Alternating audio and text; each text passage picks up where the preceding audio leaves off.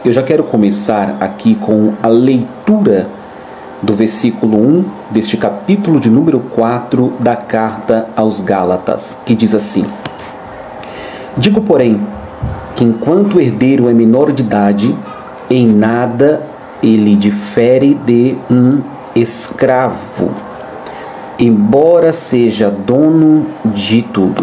Como eu venho explicando para vocês, é simplesmente impossível entendermos a Bíblia se nós a pegarmos dentro apenas de nossa própria época, de nossa própria perspectiva.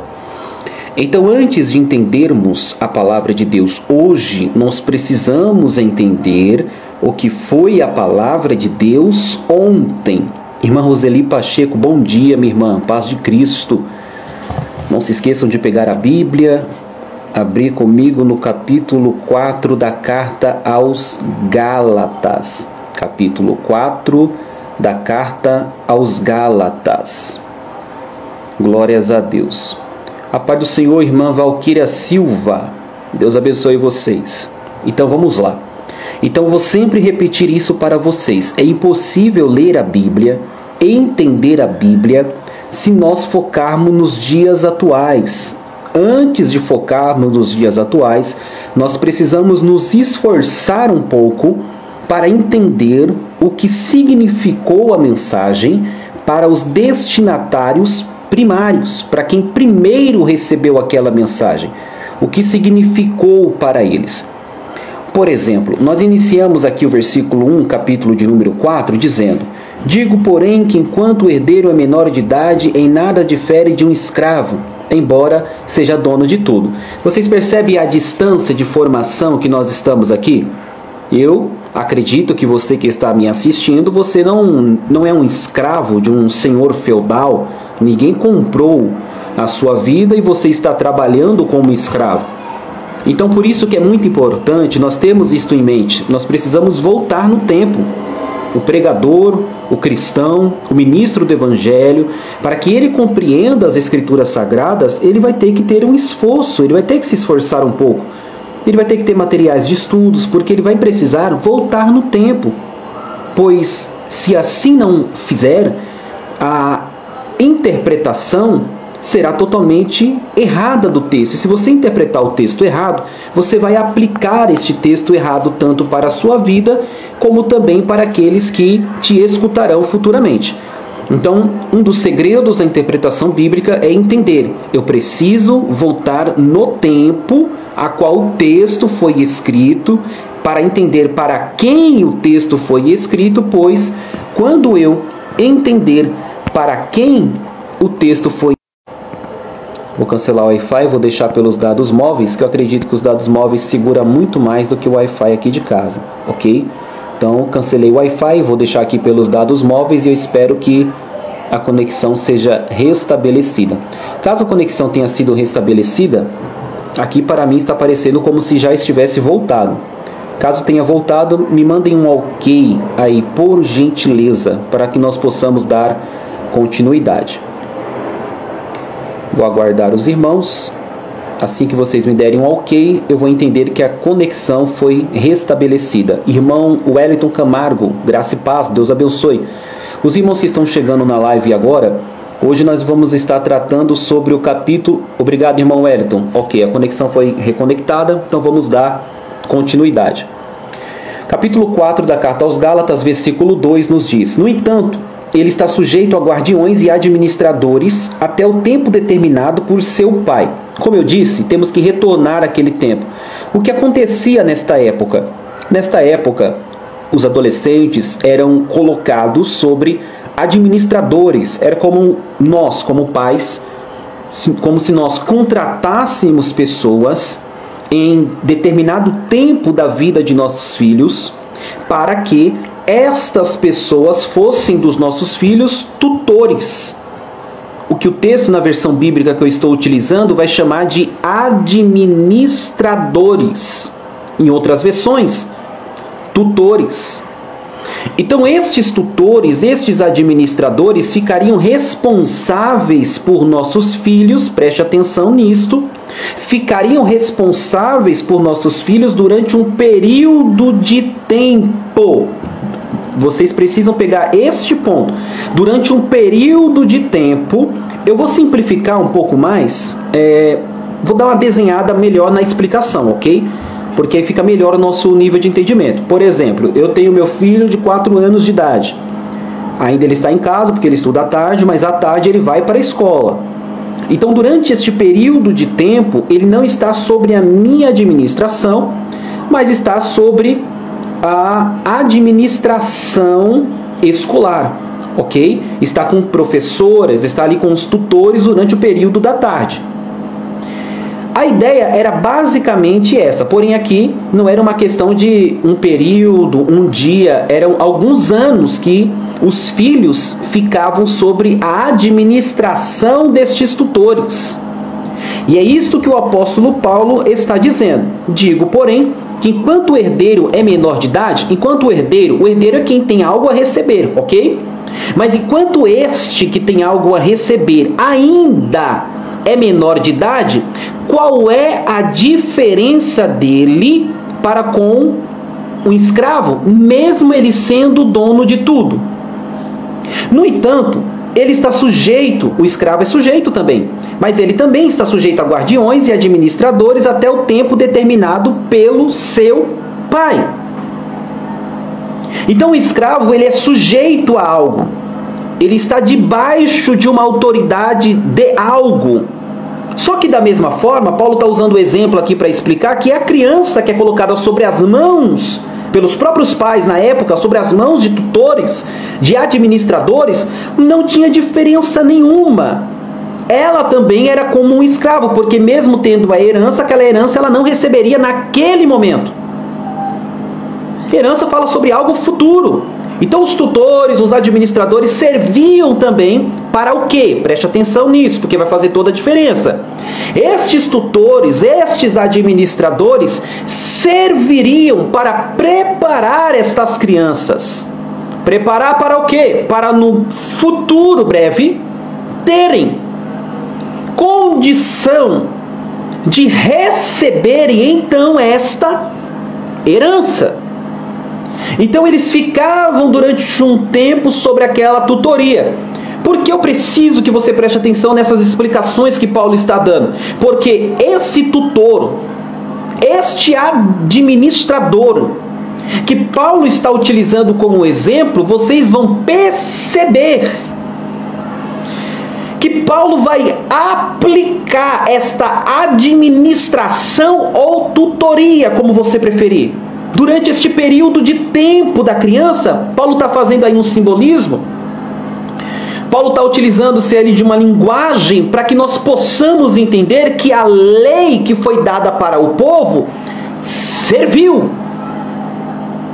Porém, preste atenção, por um espaço de tempo. Está entendendo? Então, o que Paulo está dizendo aqui, esse tutor, que ele está dando como exemplificação, esses administradores que cuidavam ali da vida das crianças, que os pais colocavam nas mãos deles, era apenas um serviço temporário. Então vamos retornar aqui um pouquinho, porque nós já tivemos o capítulo 1, nós já tivemos o capítulo 2, nós já tivemos o capítulo 3. E qual é o maior combate que Paulo está tendo com a igreja ali? Com a igreja não, com as igrejas. Porque a carta aos Gálatas não é uma carta escrita para a igreja Gálatas. Não.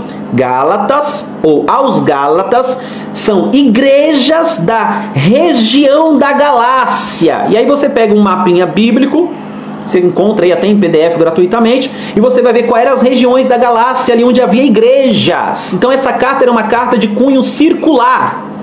Queria circular nas igrejas da Galácia. Então os problemas doutrinários que estavam acontecendo nas igrejas da região da Galácia, essa carta estava vindo para sanar estes problemas. E até aqui, diante de 3 capítulos que nós já estudamos, antes de chegar neste capítulo 4, quais são os principais problemas que Paulo está tendo que combater? A apostasia, o abandono do verdadeiro evangelho. Por quê? Porque mestres introduziram-se dentro das igrejas da região da Galácia e estavam trazendo ao povo algumas considerações que para eles eram necessárias para que o povo chegasse até a salvação, anulando a graça de Cristo e levantando a meritocracia no ato da salvação.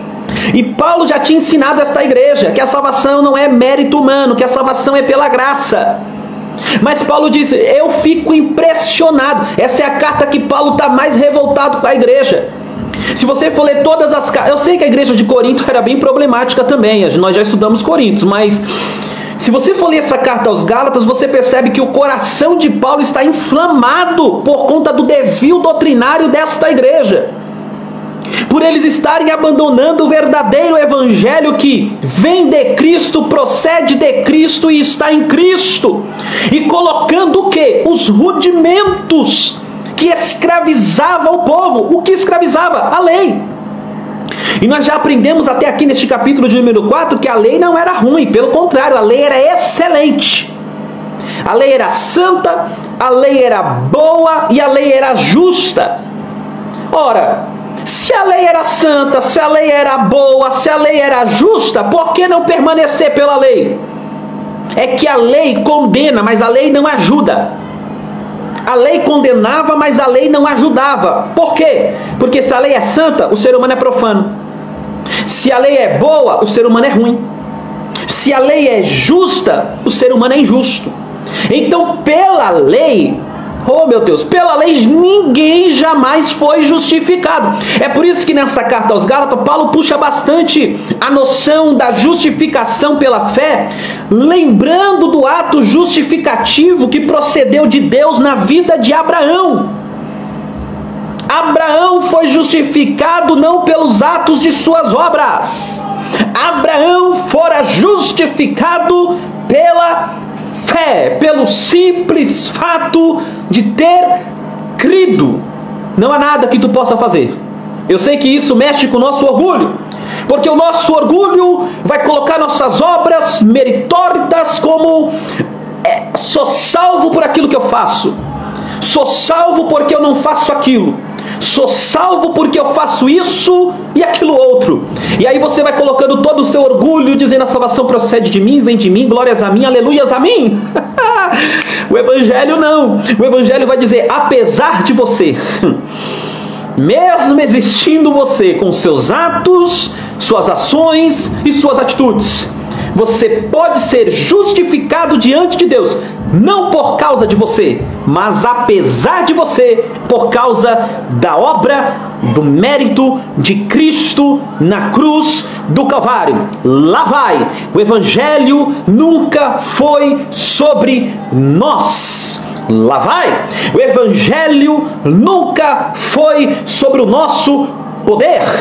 Lá vai, o evangelho nunca foi sobre as nossas obras. Lá vai, o evangelho, a salvação, o ato salvífico nunca foi sobre a nossa capacidade ou regras, regulamentos, inúmeros regulamentos, porque eu sigo números de regras e por isso eu sou justificado. Eu sigo números de regulamentos, não, bonito, não é sobre o que tu segue, é sobre o caminho, e o caminho tem nome, Jesus Cristo. E isto é o suficiente.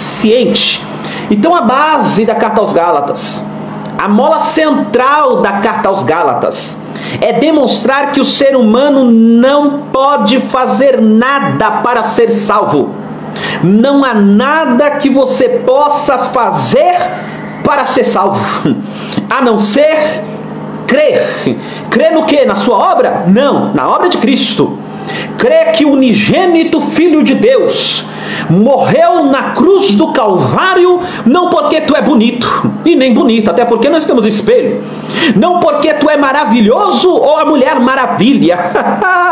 Ele não morreu na cruz do Calvário porque tu é o elo da perfeição. Ele não morreu na cruz do Calvário porque tu podia se salvar. Até porque, se tu podia se salvar, convenhamos dizer, Deus teria sido muito tolo em enviar o Filho dele, se você, o bonitão e a bonitona, pode ser salvo pela sua própria obra. Para que Jesus morreria na cruz se você tem poder de se salvar? Tu não tem poder de se salvar. A salvação não vem porque tu é a última coca do deserto, a última traquinas do pacote. Não, é porque tu não sabe que todo culto eu coloco um terno, eu coloco uma gravata e eu não uso barba, não uso bigode, então todos os méritos, tudo aquilo que não, é porque eu coloco um vestido longo, eu coloco uma saia longa e tu não pode se salvar. A salvação não é por aquilo que tu faz, a salvação é por aquilo que Ele fez. Não é sobre regras, é sobre graça. Oh, aleluia! Volta para o texto. Então nós estamos vendo que a lei serviu como tutoria. A lei era temporária. A lei serviu como um tempo de administração para levar o povo a algo maior. Então observe que no versículo 3 do capítulo 4 ele vai dizer: assim também nós, quando éramos menores, estávamos escravizados aos princípios elementares deste mundo. Versículo 4. Mas quando chegou a plenitude do tempo, algumas pessoas dizem: por que Jesus veio na época que veio? Irmão, se você for parar para prestar atenção na história, a época que Jesus veio foi uma época perfeita, porque já havia praticamente uma língua universal. O Império Romano era a grande potência da época. E é tão interessante que o Império Romano foi abrindo caminhos para diversas localidades. O Império Romano foi abrindo trajetos, rotas, inúmeras rotas, de um canto para o outro. Então, quando eu vejo a Bíblia dizendo que ele veio na plenitude do tempo, eu vejo a Bíblia dizendo que ele veio no tempo perfeito. Por quê? Estava tudo preparado para a propagação do Evangelho. Estava tudo preparado para o avanço do reino de Deus por intermédio das boas novas. Veio na plenitude do tempo. Deus enviou seu filho, nascido de mulher, nascido debaixo da lei, a fim de redimir os que estavam sob a lei. Por quê? Porque a lei não redimia ninguém. Eu preciso que você entenda isso daqui. Por que Jesus teve que vir? Porque a lei não redimia. E o que os Gálatas estavam fazendo? Voltando à prática da lei. Irmãos, Paulo está brabo. Paulo é um pastor que está... Eu não vou usar a palavra irado, apesar que a Bíblia diz: ireis, mas não pequeis. O irar não é pecado. Agora, pecado pode vir por intermédio da ira. Ireis, sim, ok, pode acontecer, mas não pequeis. Mas eu nem vou dizer que Paulo estava irado, mas eu vou dizer que Paulo estava inconformado com os Gálatas. Inconformado. Você consegue imaginar a linguagem que Paulo está utilizando aqui? Era como se Paulo estivesse dizendo: vocês conhecem algum escravo? Olha o que Paulo está dizendo para a igreja. Vocês conhecem algum escravo que depois que recebeu a liberdade, olhou para a vida livre que ele tinha e disse assim: quer saber de uma? Eu gostava era de ser escravo. Olha o nível que a igreja da região da Galácia tinha chegado. Eles tinham recebido a liberdade em Cristo. Aí apareceu alguns bonitinhos, porque sempre aparece, né, os perturbados. Apareceram alguns bonitinhos para dizer: não, olha, Jesus é bom, Jesus realmente morreu na cruz do Calvário, Jesus realmente ele veio para trazer salvação, mas Jesus não basta. Meu irmão, isso aqui é muito sério. A gente está falando aqui de mais de 2000 anos atrás. Isso aqui é muito sério. Porque o que estava acontecendo com os irmãos lá da região da Galácia em outros termos, acontece nos dias atuais. O que os falsos mestres estavam ensinando o povo foi: olha, Jesus é maravilhoso realmente, ele de fato ele é o Filho de Deus, de fato se entregou na cruz do Calvário, para a nossa salvação, realmente ele veio nos redimir. Só que é o seguinte, só Jesus não é o suficiente. Você tem que cumprir este um monte de regras aqui, porque se você não cumprir este um monte de regras aqui, você não é salvo. Você está entendendo o perigo que estava acontecendo nesse lugar? Era como se eles estivessem dizendo: Jesus, a obra dele foi incompleta. Ele não tem poder para nos salvar por completo. Você tem que ajudar Jesus na sua salvação. Isso é muito grave. Isso é muito... Eu vou repetir. Era como se eles estivessem dizendo para a igreja: vocês precisam ajudar Jesus a salvar vocês. Ô irmãos, me ajuda aí. Sangue e fogo. Misericórdia. E era isso que estava acontecendo na igreja. Eles estavam dizendo: vamos voltar para as práticas da lei? Vamos voltar a guardar o sábado, vamos voltar a circuncidar todo mundo ao 8º dia, vamos voltar a não comer carne de porco, vamos voltar a todos os rudimentos da lei para ajudar Jesus. Jesus precisa de ajuda para salvar vocês. Está entendendo? Paulo está dizendo assim: vocês saíram da escravidão e estão voltando, vocês se tornaram livres e agora estão querendo voltar para a escravidão de novo, cheia de regras. E aí você para pensar nos dias atuais, tantas regras criadas, e o céu dizendo: Cristo é suficiente, Cristo é suficiente, Cristo é suficiente. Aleluia. Se vocês puderem, ainda estiverem ouvindo esta live, escreva aí em nome de Jesus: Cristo é suficiente. Aqui eu vejo duas doutrinas sendo explanadas dentro do texto. A primeira doutrina, a soteriológica. Soteriologia é a doutrina da salvação. A segunda doutrina sendo explanada pela carta aos Gálatas é a cristologia, onde Cristo é apresentado. Então nós temos aqui uma mensagem rica do Evangelho. Quando alguém quiser colocar peso sobre a sua vida, quando alguém quiser te aprisionar novamente, quando alguém quiser te escravizar novamente com regulamentos humanos, lembra dentro do seu coração: Cristo, oh aleluia, Cristo é suficiente. Alunos do reino, grupo 1 do WhatsApp, grupo 2 do WhatsApp, em nome de Jesus, entendam esta verdade: Cristo é suficiente. Não há nada que você possa fazer para ser salvo. Para de colocar a glória em si mesmo. Eu sou salvo porque eu faço.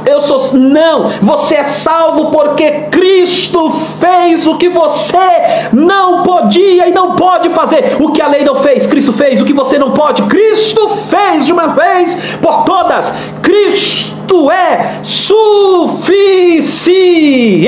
Louvado seja Deus.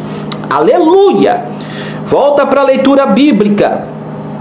A fim de redimir os que estavam sobre a lei, versículo 5, para que recebêssemos, irmãos, para que recebêssemos a adoção de filhos. Você não é escravo, você é filho. Aleluia. Tá dando vontade de pregar aqui, mas vamos se segurar aqui, vamos lá. Você não é escravo, você é filho. O escravo, se você puder dar um glória a Deus onde você estiver aí, faça igual o irmão Wellington Nobre, ele já mandou logo um glória a Deus. A palavra de Deus é linda demais. Você não é escravo, você é filho. O escravo não entra, aliás, o escravo não entra onde o filho entra. Escravo não chama o pai como o filho chama. Escravo fala sobre limitação. Filho fala sobre liberdade. Vou repetir. Escravo fala sobre muro de limitação. Filho fala sobre liberdade. Nós temos em Cristo um livre acesso, porque nós fomos por Ele adotados como filhos. Olha para cá, você não é escravo, você é filho. Eu não quero saber quem tentou colocar na sua mente uma mente de escravizada. Eu quero saber se a Bíblia tem valor para a tua vida. E eu não estou contando história da carochinha, eu não estou lendo revista Veja. Isso aqui não é isto é, isso aqui é a palavra de Deus lida, explicada e aplicada. E o que a palavra de Deus está dizendo para você nesta manhã é que você não é alguém que foi deserdado, você é alguém que foi resgatado pela cruz e adotado como filhos. Aleluia! Louvado seja o nome do Senhor. E por que vocês são filhos? Tem um porquê. E por que vocês são filhos? Deus enviou o Espírito de seu Filho ao coração de vocês, e ele clama: Abba, Pai. Assim você já não é mais escravo, mas filho. E por ser filho, Deus também o tornou herdeiro. Oh, louvado seja Deus. Olha que coisa linda. Além de te adotar como filho, Paulo está dizendo, além de serem filhos, não são escravos, são filhos. Não estão sob escravidão, são filhos. A lei já passou, são filhos. E são filhos, têm herança. Se são filhos, são herdeiros. Além de serem herdeiros por terem se tornado filhos, Paulo diz neste versículo que nós lemos, o versículo de número 6, que Deus enviou o Espírito. É filho e não está sozinho. É filho e Deus mora nele. É filho e Deus está dentro. Deus não está por fora, Deus está dentro. Emanuel, o Deus conosco. É filho e ele está por dentro. É filho e ele te preencheu. Além de te adotar como filho, ele está dizendo, além da herança de ser filho e ter a coroa da vida eterna, eu ainda moro dentro de você. Dentro de você, o Espírito enviou, Deus enviou o Espírito. Oh, aleluia. Versículo 7. Assim vocês já não são mais escravos, mas filho. E por serem filho, Deus também os tornou herdeiros. Percebe-se que não é sobre o que você fez, novamente, é sobre o que Deus tornou. Não é sobre o que você se tornou, é sobre o que Deus tornou você, fez com que você fosse. Aleluia. Continuando o versículo de número 8, vai dizer, Paulo continua, lembrando, Paulo está muito preocupado com a igreja, porque a igreja estava desviada da doutrina que ela havia apreendido dele mesmo. E eu fico perguntando, irmãos, nós já temos no grupo Alunos do Reino mais de 65 aulas bíblicas. Quem acessa o canal no YouTube tem lá na playlist mais de 65 aulas lidas, explicadas e aplicadas. Quando eu vejo o apóstolo Paulo aqui inconformado, eu até entendo ele. Porque o que eu fiz aqui diante do Alunos do Reino ainda é muito pouco diante do que Paulo fez, plantando igrejas, estabelecendo obreiros, fazendo com que eles amadurecessem na presença de Deus. Aí você entende a revolta de Paulo. Como que eu ensino o certo e vocês vão viver o errado? O que Paulo está dizendo aos Gálatas é, como é que pode? Eu ensinei tudo para vocês e vocês pegaram tudo que eu ensinei e estão fazendo tudo o contrário. Vocês estão permitindo serem escravizados por falsos ensinamentos. Olha para cá. Se essa igreja que foi ensinada de forma verdadeira já estava vivendo a mentira, imagine essa quantidade de igrejas que temos no Brasil. Eu não vou nem falar do Brasil, vou falar do estado de São Paulo, onde nós estamos. Imagina a quantidade de igreja fora da palavra de Deus, fora da doutrina bíblica, fora do ensinamento bíblico que existe nos dias de hoje. De 10 igrejas que você conhece, se você conhecer 3 onde o evangelho verdadeiro é pregado, é muito. Muito. Vamos lá. Continuando. Versículo de número 8. Olha o que o texto vai dizer. Antes, quando vocês não conheciam a Deus, conhecer fala sobre relacionar-se. Antes, quando vocês não conheciam a Deus, eram escravos daqueles que por natureza não são deuses. Aqui Paulo começa a apresentar 2 problemas. Se nós estivéssemos nas nossas aulas presencial, eu já diria para vocês, vamos lá, quantos problemas? Vocês, 2! Online é diferente, né? Mas vamos lá. Aqui Paulo começa a apresentar um segundo problema. O primeiro problema, os judaizantes queriam fazer com que a igreja tornasse praticante das práticas judaicas. Olha que redundância, né? Praticantes da prática. Se é praticantes, é óbvio que são das práticas. Mas tudo bem, cancela isso daí. Volta aqui. Corta aí, produtor. Vamos lá. O primeiro problema era que os judeus queriam tornar os gentios praticantes do judaísmo. E aí nós já estamos entendendo biblicamente como Paulo está lidando com isso.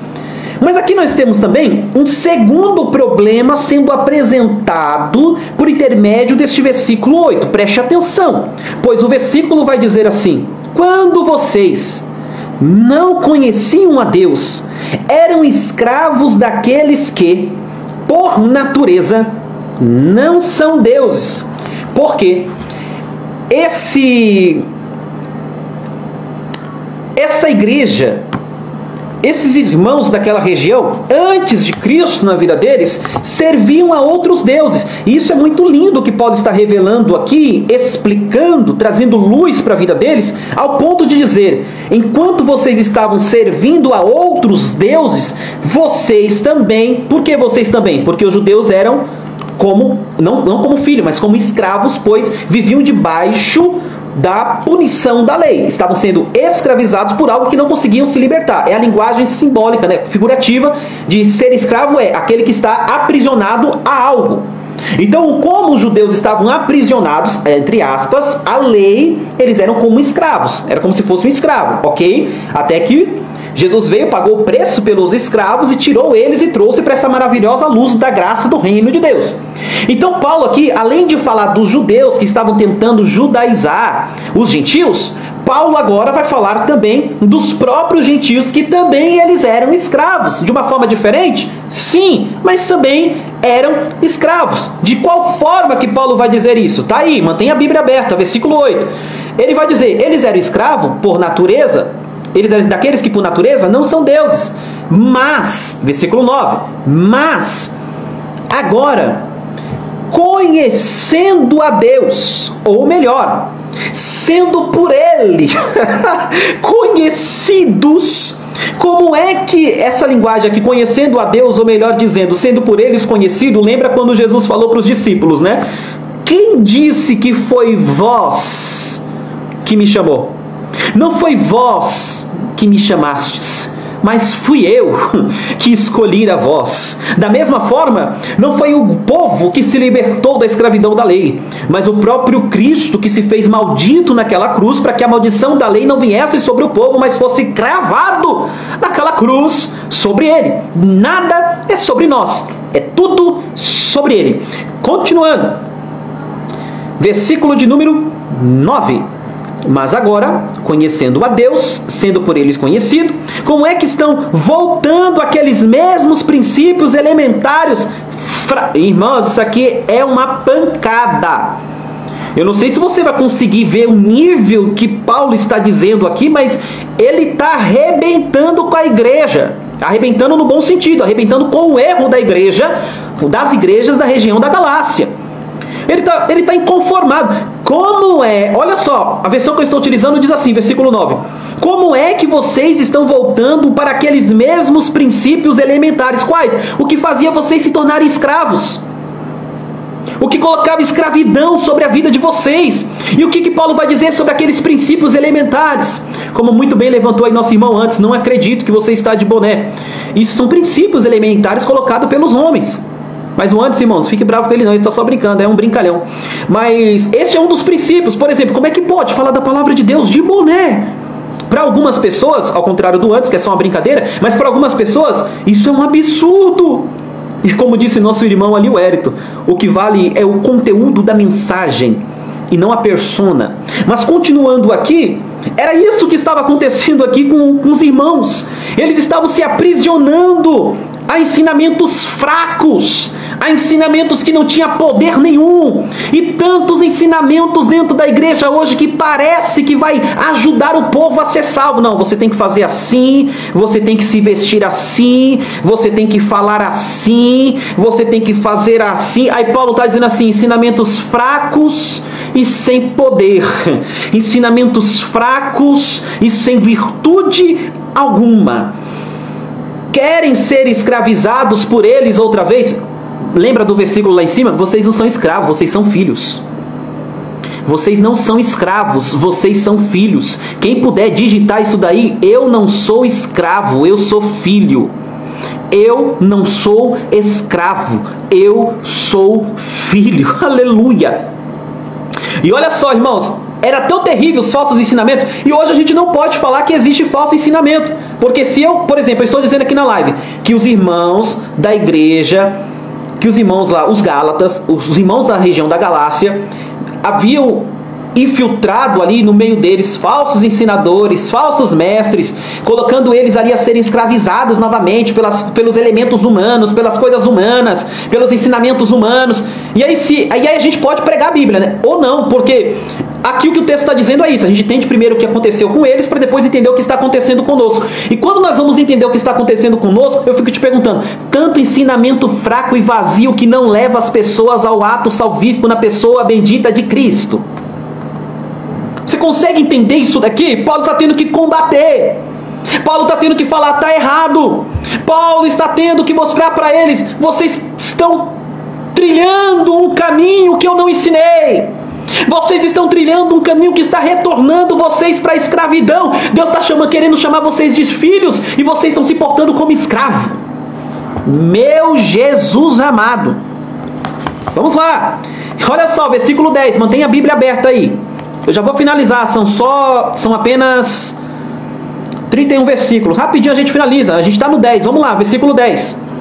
Olha só o que estava acontecendo. Lembra que primeiro nós temos que entender o que é para eles. Interpreta primeiro lá. Sempre faça isso. Primeiro, quando você lê a Bíblia, esquece você, esquece eu, esquece nossas vidas. Primeiro é lá. Primeiro entender o que estava acontecendo lá, para depois o Espírito de Deus nos inspirar, iluminar o texto bíblico, para nós entender qual é o sentido da mensagem para nossas vidas hoje. Ok? Então vamos entender lá primeiro. Olha o versículo 10. Vocês estão observando dias especiais. Olha o que estava acontecendo. Meses. Ocasiões específicas. E anos. Irmãos, esse versículo aqui, esse final desse versículo aqui, eu vou falar a verdade, me entristece um pouco sim, apesar que a gente releva, mas que entristece, entristece. Eu vou falar do final, depois eu volto para explicar o que está anteriormente. Por que eu digo que entristece? Porque é o próprio Paulo que está dizendo isso, e olha só o que ele vai dizer. O final do versículo 10. Eu me entristeço com isso. Eu temo que os meus esforços por vocês tenha sido inútil. Por que eu me entristeço? Irmãos, eu acabei de chegar de uma madrugada de trabalho. Eu trabalho durante o dia, eu trabalho de madrugada. Eu não cobro nenhum real para falar da palavra de Deus, não. E aí a gente estuda, tem que arrumar tempo onde não tem tempo. A gente fala da verdade, ensina a verdade, lê a Bíblia, explica a Bíblia e aplica a Bíblia. E aí já pensou em encontrar algum de vocês que participam das aulas, acompanha todas as aulas, que já assistiram a 65 aulas, mais de 65 aulas tem disponível, e daqui a pouco eu vou ver vocês vivendo um evangelho que não tem nada a ver daquilo que eu falei para vocês? Eu ficaria triste também. É a mesma coisa, eu já tive o privilégio, a honra de ouvir pessoas que participam do grupo Alunos do Reino pregando, irmãos. Meu coração se enche de alegria ver eles abrindo a Bíblia, lendo. Isso é tão difícil hoje em dia. Oh meu Deus, deixa eu entrar por este lado não. Mas isso é tão difícil hoje em dia, o pregador abrir a Bíblia, ler a Bíblia, explicar a Bíblia e aplicar a Bíblia. Mas eu falo para vocês, eu fico feliz demais quando eu vou ouvir o pessoal que acompanha o grupo Alunos do Reino, que está ali assistindo as aulas e tudo mais, eles sobem na oportunidades dele, abrem a Bíblia, explicam a Bíblia e aplicam a Bíblia. Isso alegra a alma, isso alegra o coração e a gente consegue entender a obra de fato está tendo resultado. Porque hoje em dia as pessoas abrem a Bíblia, lê o texto, esquece do texto e nunca mais volta para o texto. Abre a Bíblia, lê o texto, esquece do texto e nunca mais volta para o texto. Com vocês vai ser diferente. Abram a Bíblia, expliquem a Bíblia e apliquem a aquilo que vocês explicaram. Então agora, voltando para o versículo 10 do capítulo 4 da carta aos Gálatas, vamos ver o que Paulo está dizendo. Olha só o que eles estavam voltando a observar. Não precisava, mas foram ensinados errado, e quem aprende errado, pratica errado. Olha só, vocês estão observando dias especiais. Lembra que para o judeu o sábado é sagrado? Eles estavam dizendo, não, para que a gente possa receber aí a salvação da parte de Deus, tem que guardar o sábado. E aí veio os gentios, Jesus ressuscitou no domingo. Não, sábado não, agora o domingo que é do Senhor. Você vai ouvir muita gente dizendo por aí, o domingo é do Senhor, tem que passar o domingo todinho dentro da casa de Deus. São pessoas que fazem separação de dias para dias. E por que eles fazem isso? Vou te explicar e vou te dizer, pelo orgulho próprio. Por quê? Porque se eu guardo sábado, eu estou dizendo o quê? Deus me ama. Por quê? Porque eu guardo. Se eu guardo domingo para o Senhor, eu estou dizendo o quê? Deus me ama. E por que Deus te ama? Porque eu sou um crente que guarda o domingo para o Senhor. Você está entendendo que tudo sai da glória de Deus para a glória do homem? E era isso que eles estavam começando a fazer. Eles estavam começando a dizer, dia tal é sagrado. Não, o mês tal é sagrado. Não, nós temos que fazer aqui separação de dias e dias, porque o dia tal é do Senhor, é o dia disso, é o dia daquilo. Aí Paulo está dizendo, às vezes eu fico pensando que tudo que eu ensinei para vocês foi em vão. Tudo que eu ensinei para vocês parece-me que foi em vão. Aí no versículo de número 12, ele diz, eu lhes suplico. Irmãos, sabe o que é suplicar?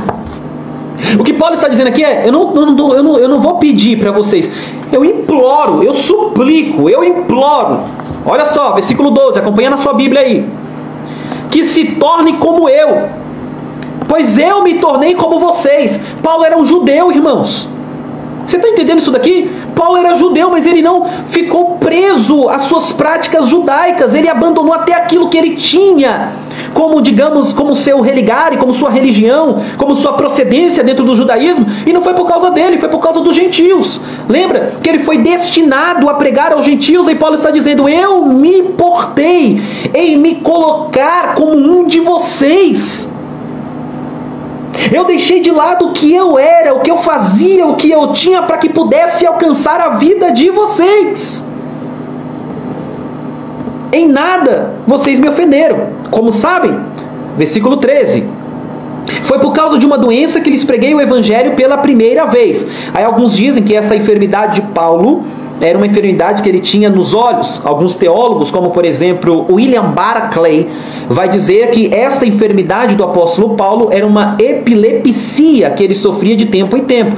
Não se sabe ao certo qual era a enfermidade de Paulo, mas até mesmo aquele texto lá em Coríntios que nós já estudamos, onde ele vai dizer, roguei a Deus para que ele me livrasse desse espinho na carne, alguns colocam como a enfermidade que Paulo tinha, que era esse espinho na carne que tanto o incomodava. Mas é algo incerto, e onde a Bíblia não tem voz, não devemos ter ouvido. Como não é algo certo, onde a Bíblia traz uma doutrina completa, nós ficamos apenas sobre o abre aspas e fecha aspas. Voltando aqui. Embora a minha doença lhes tenha sido uma provação, vocês não me trataram com desprezo ou desdém. Ao contrário, receberam-me como se eu fosse um anjo de Deus. Anjo de Deus aqui é o enviado de Deus, o mensageiro de Deus, como o próprio Cristo Jesus. Que aconteceu com a alegria de vocês? O que aconteceu com a alegria de vocês? O que foi que aconteceu com aquela mesma alegria que vocês tiveram naquela época? O que aconteceu com a alegria de vocês? Tenho certeza que, se fosse possível, vocês teriam arrancado os próprios olhos para dá-lo a mim. E aqui, por conta deste versículo, que alguns teólogos acreditam que o problema de enfermidade de Paulo é que ele não enxergava direito. Por isso ele expressa, se fosse possível, vocês teriam dado os próprios olhos para mim. Aí talvez você me diga, então é isso mesmo, irmão Alex. Não, irmãos, é porque assim, a Bíblia foi escrita em 3 linguagens, ok? 3 principais linguagens nós encontramos na Bíblia. A linguagem alegórica, a linguagem figurativa, a linguagem literária. Dar os próprios olhos para alguém pode ser algo figurativo. Por exemplo, você daria os seus olhos para alguém? Não.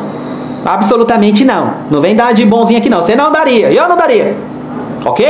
Então o Paulo pode estar dizendo assim, é algo tão profundo que vocês fariam por mim, que é como se vocês pudessem dar vocês dariam até mesmo os próprios olhos, algo que é de muito valor. Vocês entregariam algo que é de muito valor para mim se fosse necessário. Ok? Então existem essas vertentes de interpretação acerca dessa enfermidade que o apóstolo Paulo possuía. Continuando aqui, versículo de número 17. 16. Quase que a gente pula o 16. E alguns até ficariam felizes da gente pular o 16, mas não vai ficar não, nós vamos falar do 16. Eu me tornei inimigos de vocês por dizer a verdade? Nas redes sociais, sim. Hoje você não pode mais falar a verdade, porque você cria um monte de inimigo. Perca amigo, mas não perca a verdade. Crie inimigos, mas não perca a verdade. Eu não sei se te informaram, mas o cristão não está na terra para ser o açúcar do mundo. Jesus não disse, vós sois o açúcar. Jesus disse, vós sois o sal. Paulo está dizendo, eu me tornei inimigo de vocês, aquele mesmo povo que também me recebeu outrora, agora me tornei inimigo de vocês por dizer a verdade. Versículo 17. Os que fazem tanto esforço para agradá-los não agem bem. Olha só o que estava acontecendo naquela igreja. Tinha gente dentro da igreja agradando o povo. Irmãos, eu não estou dizendo que você não tem que agradar o seu irmão, não me entenda mal. Mas olha como os falsos mestres entram nos lugares. O desejo do falso mestre não é a verdade. O desejo do falso mestre é agradar o coração. O desejo do falso mestre não é o evangelho. O desejo do falso mestre é alimentar o evangelho, o seu eu, o seu ego. E aqui Paulo está dizendo, eles se esforçam para agradar vocês, mas querem isolá-los a fim de que vocês também mostrem zelo por eles. E qual é o motivo? Eles querem que vocês coloquem sobre ele um nível de respeitabilidade sobre a vida deles. É por isso que eles vivem tentando agradar vocês. Eles não trazem a verdade, eles trazem aquilo que agrada, para que por intermédio daquilo que te agrada, ele tenha retorno, e muitas das vezes, nos dias de hoje, financeiro. Então ele leva o que te agrada, para que através daquilo que te agrada, ele te aprisione, e depois que ele te aprisiona, ele consegue tirar sua lã.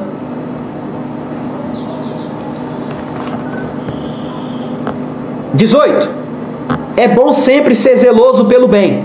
Sempre zeloso pelo bem. E não apenas quando eu estou presente. O que Paulo está dizendo é, quando eu estava presente, vocês eram boas pessoas.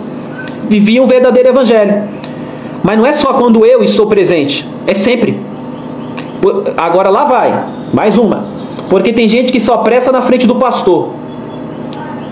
Eu sei que isso aqui é forte demais e não é muito bom não, mas se alguém tiver coragem, tem que ter coragem. Tem que ter, e é só se quiser, tá, irmãos? Não é obrigado não, mas se tiver coragem, escreve aí. Tem gente que só presta na frente do pastor. Meu Deus, deixa eu ver o primeiro corajoso aí, se é que vai ter. Tem gente que só presta na frente do pastor. Era o que Paulo tá... E é bíblico. Paulo está dizendo aqui, ó. É sempre bom ser zeloso pelo bem. Versículo 18. E não apenas quando eu estou presente.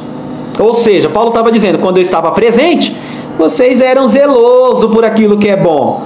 Aí Paulo dá uma cutucada, mas não façam assim só quando eu estou presente. Ou seja, tem gente que é bom só na frente do pastor. Se tiver coragem, escreve aí. Tem gente que é bom só na frente do pastor. Aleluia. Patrícia Botelho. A palavra é carta aos Gálatas, capítulo 4. Nós estamos no versículo 18. Irmã Eliane Alves, seja bem-vinda. Deus abençoe. Quem mais chegou aí? Paloma Antunes, minha futura advogada. Deus abençoe. Marcos de Souza, graça e paz. Vamos lá. É isso aí. Tem gente que só presta na frente do pastor. É isso aí, mas vamos continuar na Bíblia. Vamos continuar na Bíblia. Abra a Bíblia aí, não fecha a Bíblia. Vamos lá, versículo 19. Meus filhos, 19. Meus filhos. Novamente. Ó, irmão, isso aqui é lindo. Lindo. Preste atenção. Novamente estou sofrendo. Olha pra cá, por gentileza. Daqui a... Eu acho que meu celular vai descarregar. Será? Peraí. Deixa eu ver. Não, tá bom. Vai descarregar não. Vamos lá. Preste atenção nisso daqui. Versículo de número 19. Vai doer, mas cura. Como diz alguns pregadores por aí, se não der para falar aleluia, fala aleluia. Vai doer, mas é para curar, irmãos. Alunos no reino, a gente não consegue ficar de blá blá blá. A gente não é coach, a gente é pregador do evangelho. Então vamos lá. Olha o que Paulo vai dizer no 19. Meus filhos. Se ele está chamando os irmãos ali de filhos, é porque ele gerou, certo? lá vai. Se segura na cadeira. Se estiver de pé, senta. Porque lá vai. Eu estou sofrendo dores de parto por sua causa novamente. Peraí.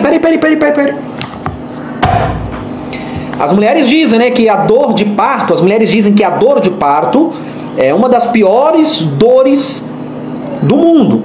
É porque elas não sabem o que nós homens sofremos quando estamos resfriados. Os homens, diga glória a Deus aí. Brincadeiras à parte, as mulheres sabem que nós sabemos, né, que a dor de parto é uma das piores dores do mundo. Ok? Então aqui nós temos Paulo dizendo o quê? Novamente eu estou sofrendo dores de parto. Por quê? O que acontece na questão da dor de parto? A mulher, quando ela está sofrendo a dor de parto, é porque a criança está nascendo. E se está nascendo é porque ela gerou. Vai doer, eu vou falar. Se segura na cadeira aí. Nós já estamos no mês 3. O ano de 2024. Eu nem sei quanto tempo de crente tu tem. Não sei quando foi que você abraçou essa fé salvífica na pessoa bendita de Cristo Jesus, o nosso Senhor. Mas uma pergunta eu tenho que te fazer. Você gerou quem? Você foi instrumento de Deus na vida de quem? Deus te usou até hoje para gerar quantas vidas dentro do Evangelho? Você já cuidou de quantas vidas? Você já disse... Eu não estou perguntando quanto tempo você passa no Instagram. Estou perguntando quanto tempo você já cuidou de vidas.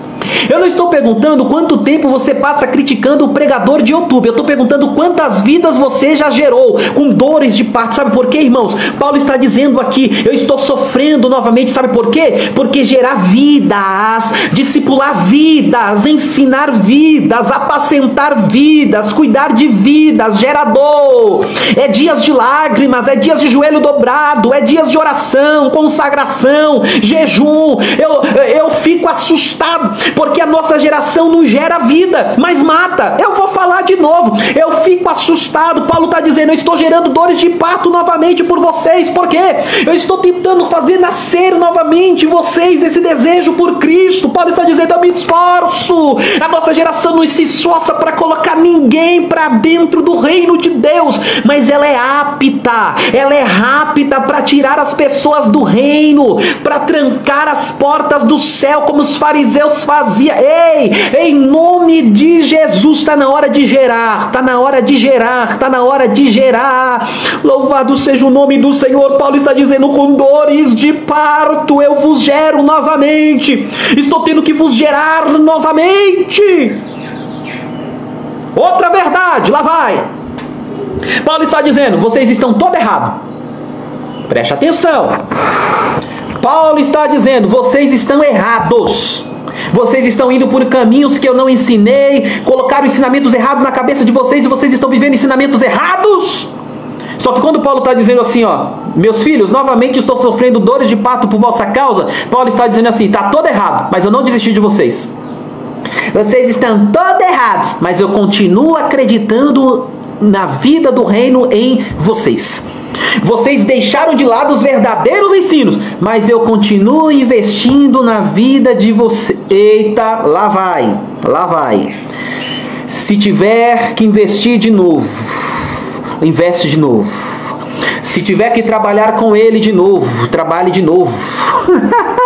Se tiver que trabalhar com ela de novo, trabalhe Cristo na vida dela de novo. Por quê? Porque nós estamos vivendo momentos onde muitos estão sendo abandonados por um erro, abandonados por um desvio, abandonados por uma má conduta. Paulo está dizendo, eu vou gerar.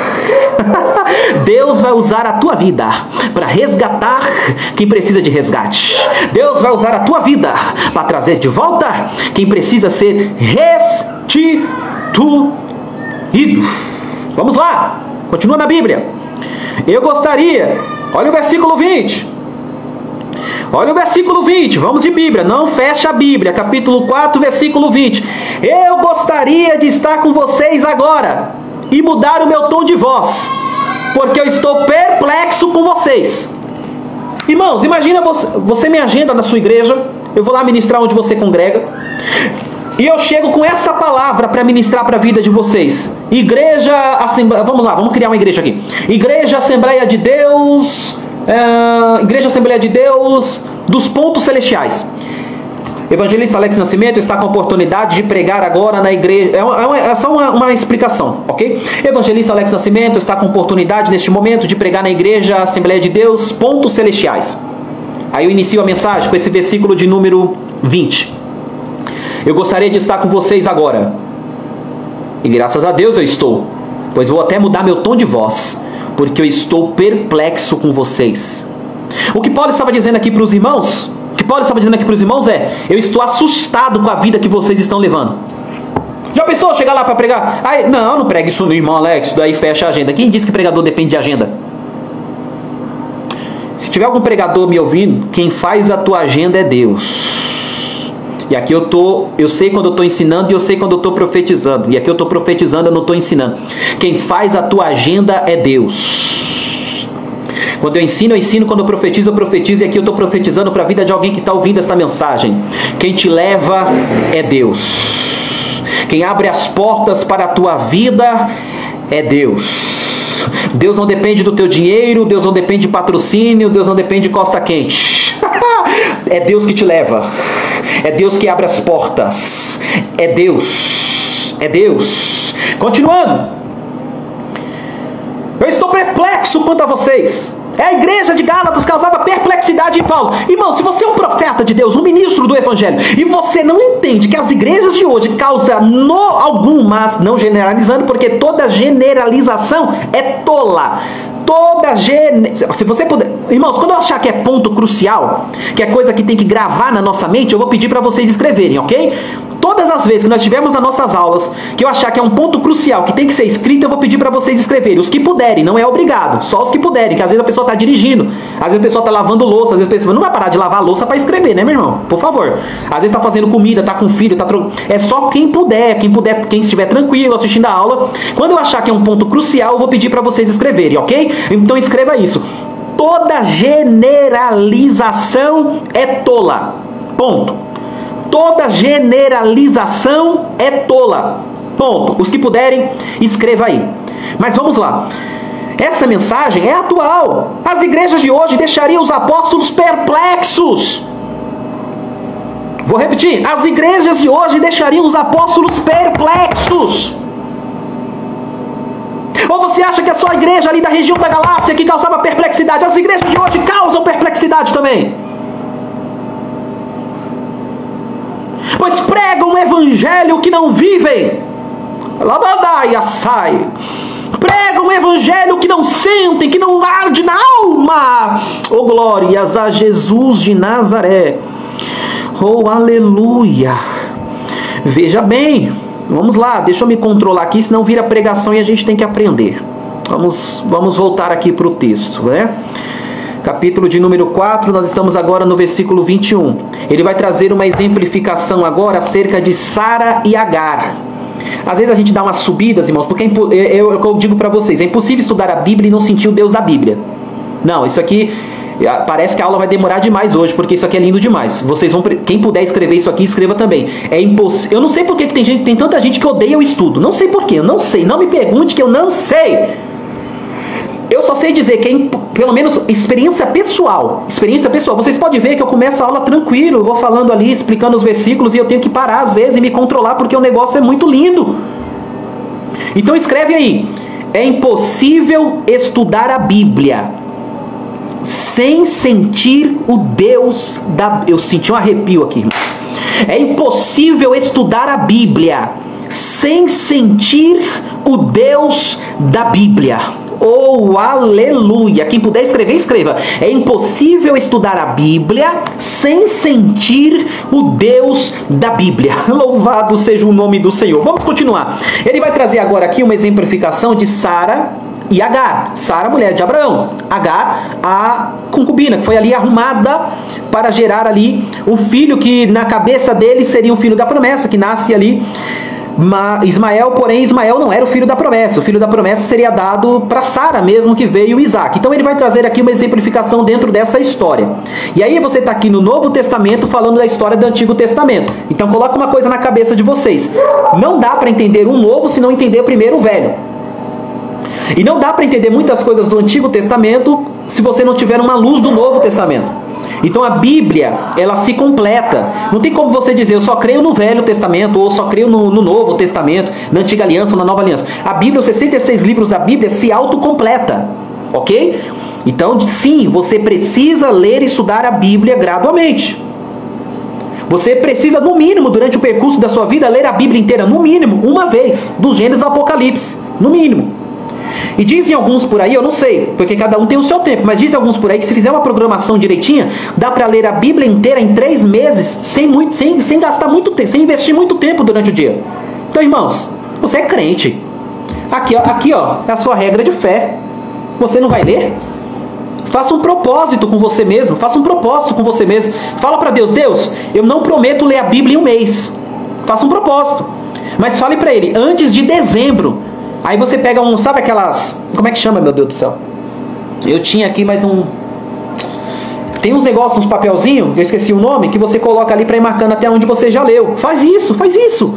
Pega ali do Gênesis ao Apocalipse. Mas Alex, eu não vou entender tudo. Não vai. Só que pode ter certeza, depois que você lê do Gênesis ao Apocalipse, de pouquinho em pouquinho, sem correria, do Gênesis ao Apocalipse, dá para ler ali, vai, 5 capítulos por dia, não mata ninguém. Irmão, 5 capítulos por dia da Bíblia, eu acho que não dá nem 15 minutos, nem 10 minutos.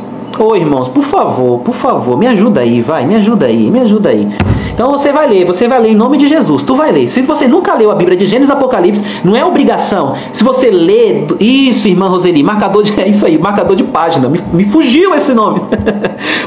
Pega o marcador de página, irmão, vai lá, eu li do capítulo 1 ao capítulo 6 do Gênesis, investi ali 20 minutos do meu dia, coloca o marcador de página, para você não esquecer onde você parou. Aí no dia seguinte você continua. Mas faça isso em nome de Jesus. Em nome de Jesus. Vamos lá.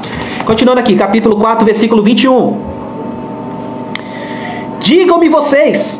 Isso aqui é retórica. Digam-me vocês. Os que querem estar debaixo da lei. Irmãos, Paulo está muito revoltado aqui. Está revoltado. Diga vocês. Acaso vocês não ouvem a lei? Pois está escrito que Abraão teve 2 filhos. Um da escrava, outro da livre. Da escrava, né? H, e a livre, que era Sara. De H veio Ismael, de Sara, Isaac, né? O sorriso de Abraão.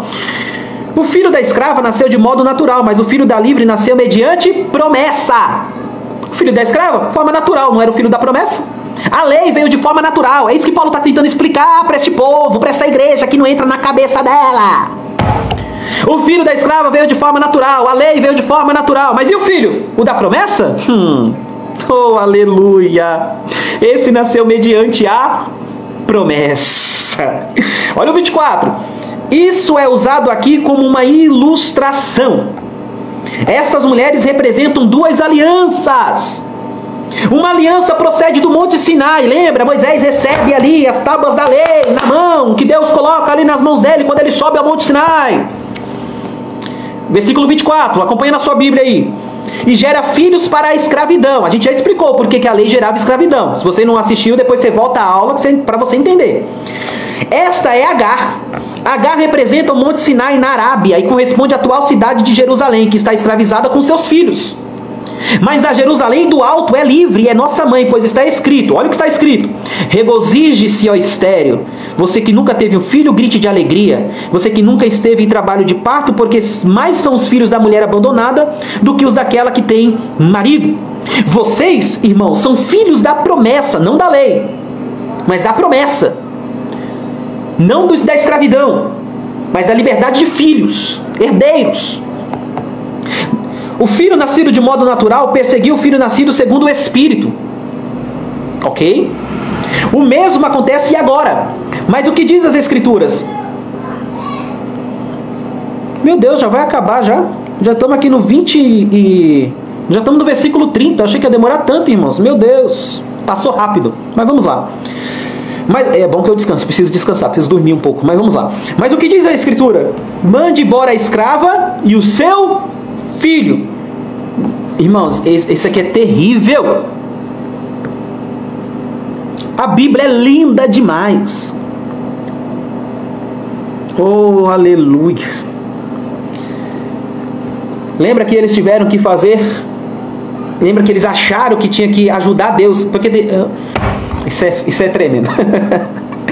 Tem gente que pensa que pode ajudar as promessas, sabia? Tu sabia disso? Tu sabia? Tem gente que pensa que pode ajudar Deus a cumprir promessas. Esse foi o erro de Abraão e Sara. Eles falaram o quê? Já que Sarinha não fica buchuda, Sarinha disse: mozão, mozão, mozão, mozão, mozão. E Agar? Aí Abraão, o que tem Agar? Agar pode ficar buchuda. E aí a gente ajuda a Deus a cumprir a promessa. Ó a ideia, ó a ideia. Ajudar Deus a cumprir promessa. Meu Deus. Fecha aqui, irmãos. Segura aqui que depois a gente volta aqui. Olha o testemunho do nosso pastor Wagner Santos. Eu comecei a ler a Bíblia no propósito de ler inteira em outubro, dia 15.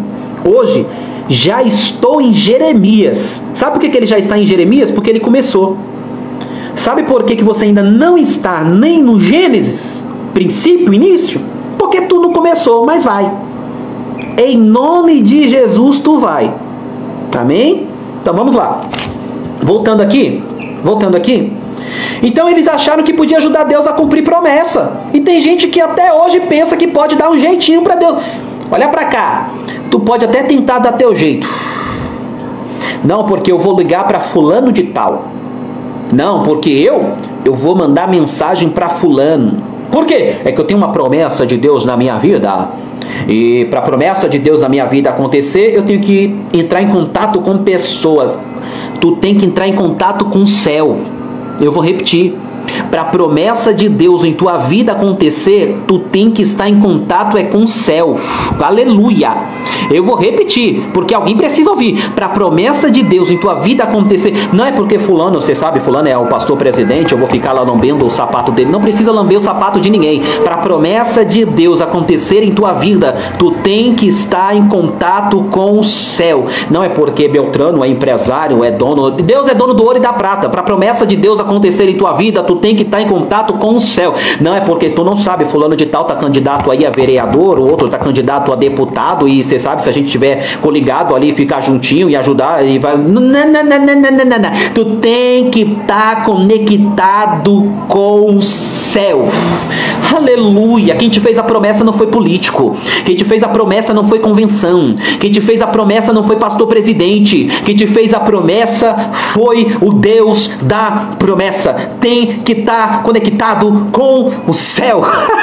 Aleluia. Mas vamos lá. Então Abraão e Sara tentou dar um jeitinho para a promessa acontecer. Aí Paulo vai usar aqui o exemplo, ele vai dizer assim, versículo de número 29. Naquele tempo o filho nascido de modo natural perseguiu o filho nascido segundo o Espírito. O mesmo acontece agora. 30.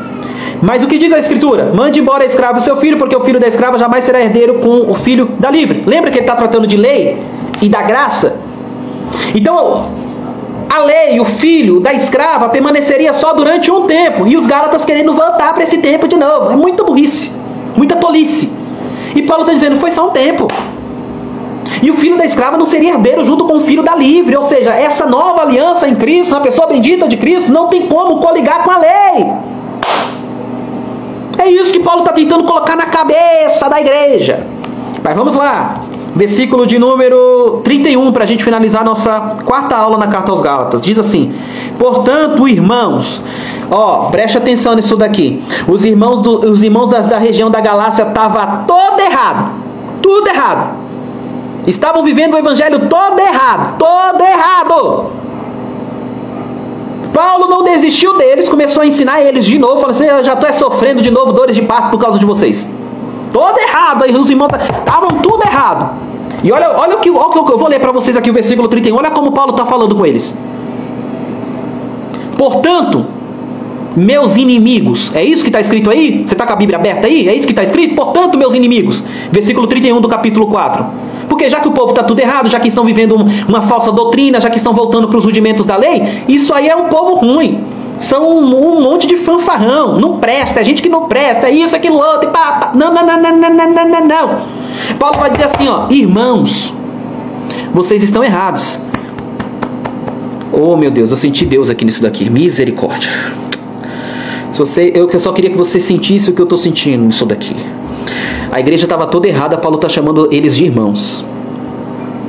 Você consegue pegar no alto isso daqui? Você consegue pegar no alto isso daqui? Eles estavam apostatando da verdadeira fé e Paulo ainda está chamando eles de irmãos. Sabe o que Paulo está dizendo? Eu não vou perder o sentimento. Aleluia, aleluia. Eu não vou perder o sentimento que eu tenho por vocês. Vocês estão errados. E eu não vou negar que vocês estão. Eu vou falar a verdade para vocês. Eu sei que a verdade incomoda. Eu sei que a verdade dói. Eu sei que vocês vão ficar bravinhos comigo. Mas eu vou falar a verdade. O que Paulo está dizendo é: eu vou falar a verdade para vocês. Isso vai doer vocês. Vocês vão ficar uma semana aí, talvez uma semana aí bravinho comigo. Mas aí Paulo está dizendo assim: eu vou falar a verdade para vocês. A verdade vai incomodar vocês. A verdade vai doer em vocês. Mas eu não vou deixar de chamar vocês de meus irmãos. Porque eu não estou falando a verdade para matar vocês. Eu estou falando a verdade para curar vocês. Vou repetir. Eu não estou falando a verdade para matar vocês. Eu estou falando a verdade para curar vocês. Eu vou repetir. Eu não estou falando porque tem verdade, irmãos. Tem gente que quer falar a verdade para matar. Tem gente que quer falar a verdade para menosprezar. Tem gente que quer falar a verdade para se sentir o dono da verdade. Tem gente que quer falar a verdade para se sentir o tampa. Tem gente que quer falar a verdade para se sentir o profeta. Tem gente que quer falar a verdade para ganhar like. Tem gente que quer falar a verdade para ganhar fama e vai matando um aqui, vai matando outro ali, vai matando um aqui, vai matando outro ali. A verdade que mata não é a verdade que vem de Deus. A verdade que vem de Deus não mata. A verdade que vem de Deus cura. Vou repetir. A verdade que mata não é a verdade que vem de Deus. A verdade que vem de Deus não mata. A verdade que vem de Deus cura. Por quê? Porque a verdade não é uma palavra. A verdade é uma pessoa.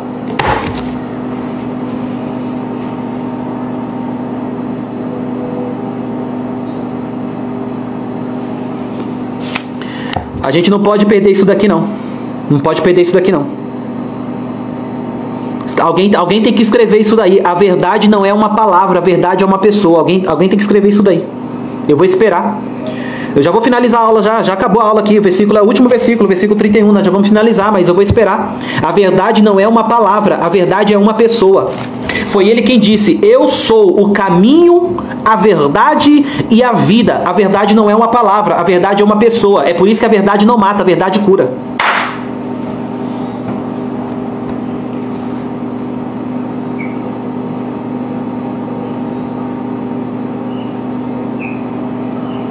Eu vou esperar vocês escreverem aí. A verdade não é uma palavra, a verdade é uma pessoa.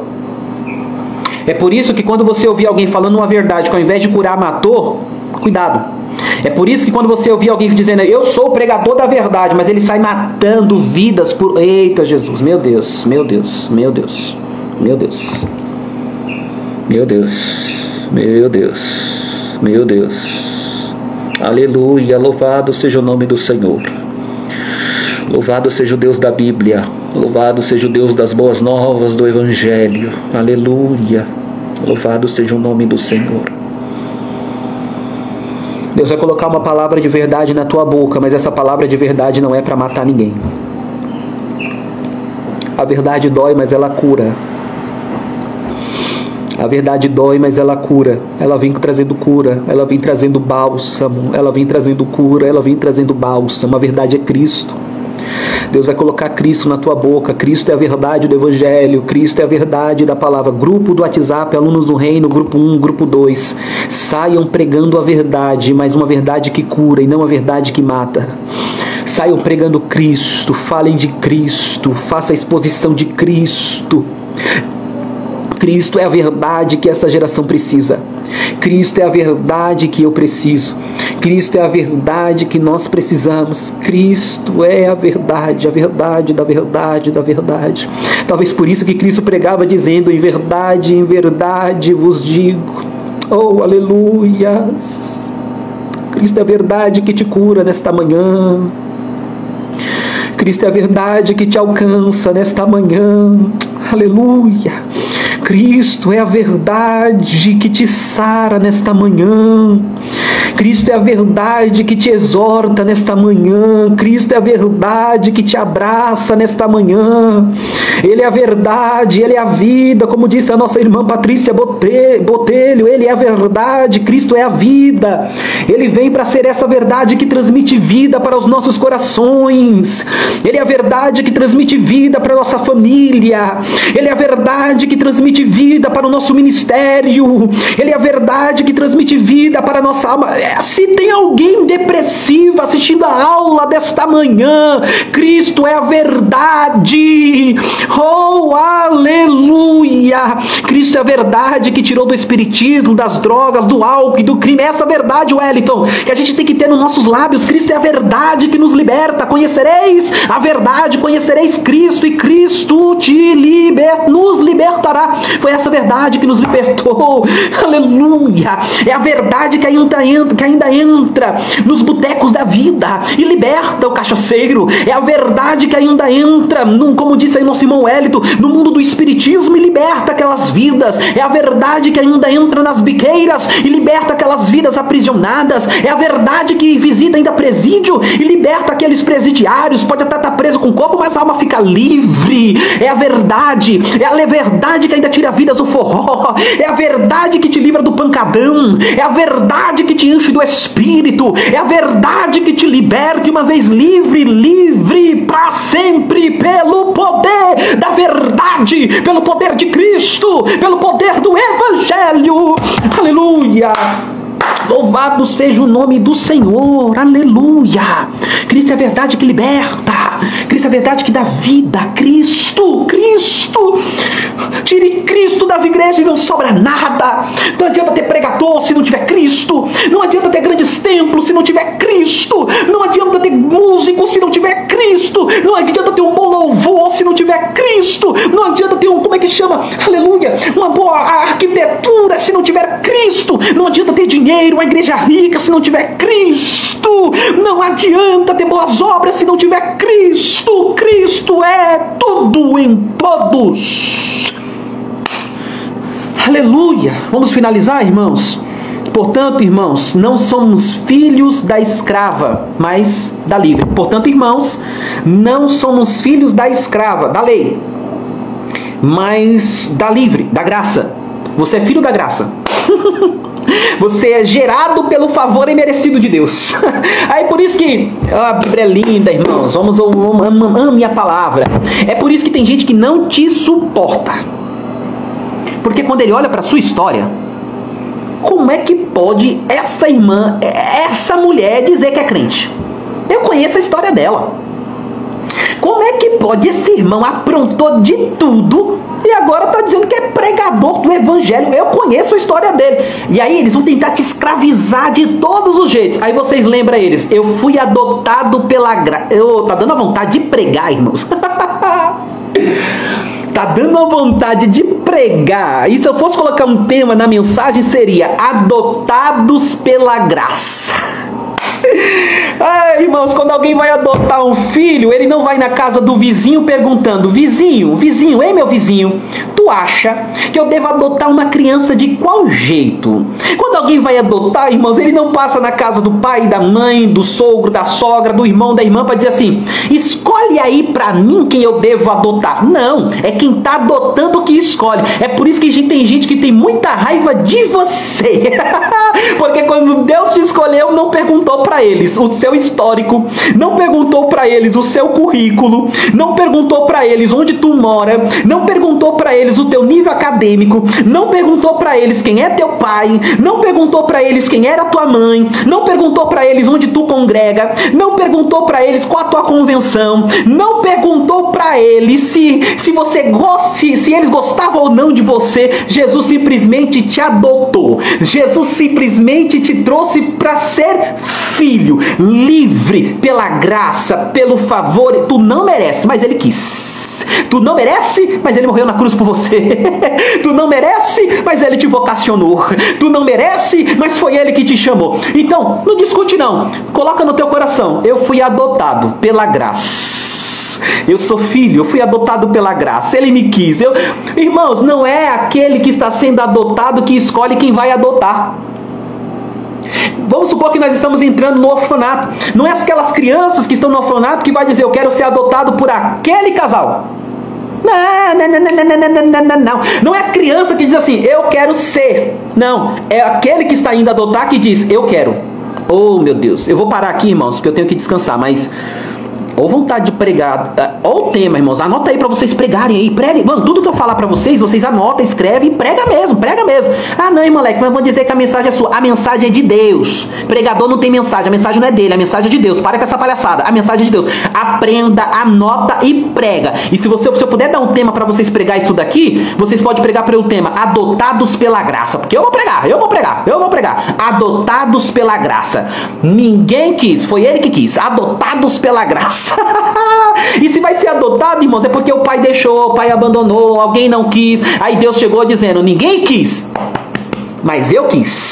Eu vejo o dedo, ó, tá vendo aqui meu dedo apontando aqui pra tela do celular? É Deus apontando aí. Eu vou falar alguns nomes aqui, alguns já estão na live, outros já não estão mais, mas não tem problema. Mas eu vou citar alguns nomes que estão aparecendo aqui, ó. Cari Souza Robson, Deus apontou o dedo e diz, eu adoto. Roseli Pacheco, Deus apontou o dedo e diz, está adotada. Wagner Santos, Deus apontou o dedo e disse, está adotado. Patrícia Botelho, Deus apontou o dedo e disse, está adotada. Wellington Camargo, Deus apontou o dedo e disse, está... Eu não quero saber o que estão falando por aí. Deus apontou o dedo e disse, está adotado. Oh, aleluia. Quem mais está por aqui? Deixa eu ver se aparece mais algum nome aqui. Sara Honório. Deus apontou o dedo e disse, está adotada.